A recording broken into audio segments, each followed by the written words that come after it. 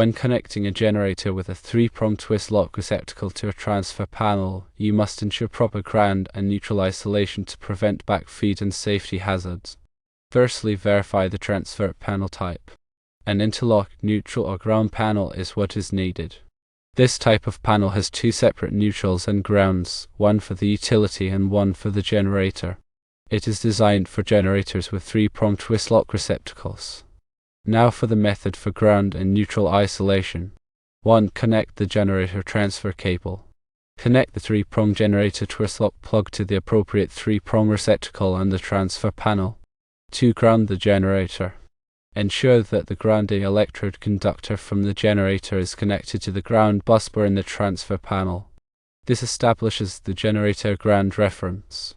3. Isolate the neutral. Connect the neutral wire from the generator to the neutral busbar labeled as generator neutral in the transfer panel. This ensures a separate neutral path for the generator. 4. Bond the neutrals.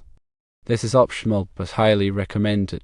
Bond the utility neutral if present to the generator neutral in the transfer panel.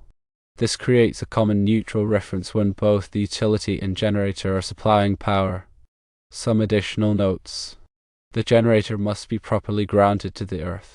Transfer panel should be equipped with an interlock mechanism to prevent parallel operation of the utility and generator. Use a generator-rated transfer panel that is compatible with the generator's output. Always follow manufacturer's instructions and local electrical codes when installing and operating a generator transfer panel. By following these steps, you can safely connect a 3-prong twist lock generator to a transfer panel while ensuring proper ground and neutral isolation.